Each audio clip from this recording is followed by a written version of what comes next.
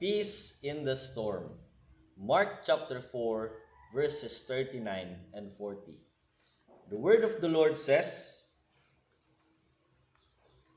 "And he got up, rebuked the wind, and said to the waves, 'Quiet, be still.' Then the wind died down, and it was completely calm. He said to his disciples, 'Why are you so afraid? Do you still have no faith?'" The real test of faith is not how you worship when the sun is shining, but how you trust when the storm is raging.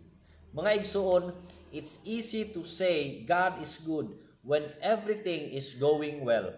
But what about when life feels like it's falling apart?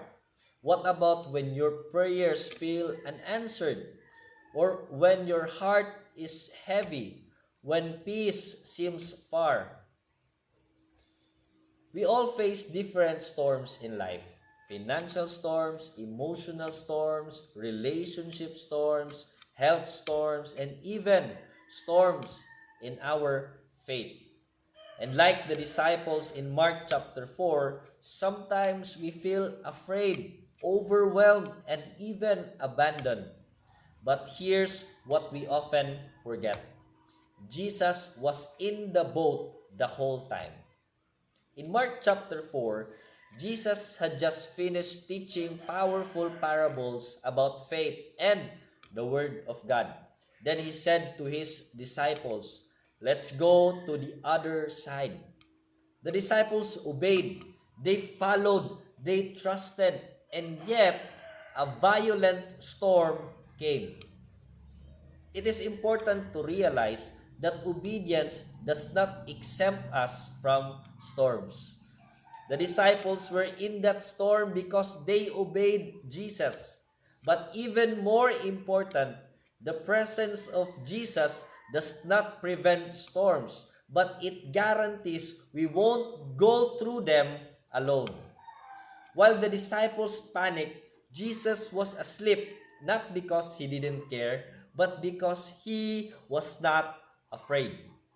When they woke him in desperation, he stood and said, "Quiet, be still." And everything was completely calm. Three truths from this story. First, Jesus is never far, even when he seems silent. In the story, Jesus was asleep in the boat during this fierce storm. To the disciples, it felt like he didn't care, but in reality, he was with them the whole time. Not absent, just silent. This reminds us that God's silence is not the same as his absence. Sometimes, just like the disciples, we cry out, "Lord, don't you care?" But the truth is, even in the silence, he sees you. He knows you.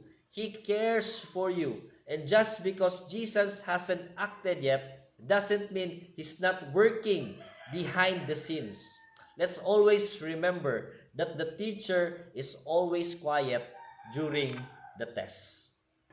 Second, peace isn't found in the absence of the storm, but in the presence of Christ. Sometimes God calms the storms around you. Other times, He calms the storm within you.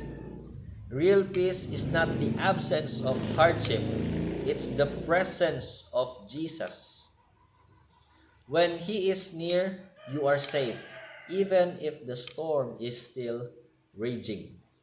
Third, storms grow your faith more than silence ever will. After calming the storm, Jesus asked, "Do you still have no faith?" This wasn't to shame them, it was to teach them about faith. Storms are classrooms of faith. They reveal what we really believe.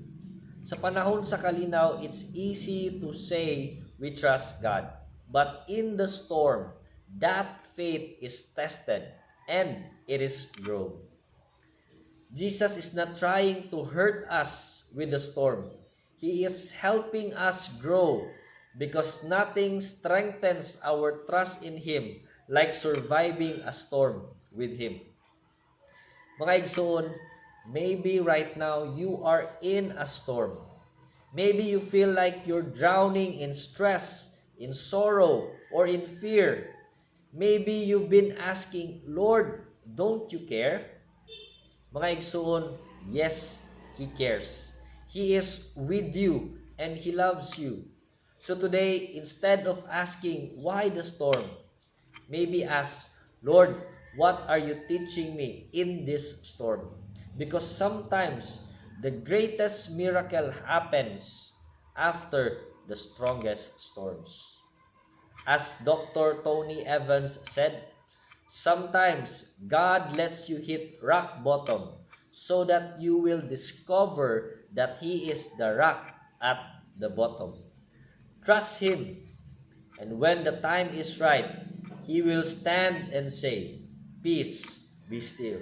Good day, and God bless everyone.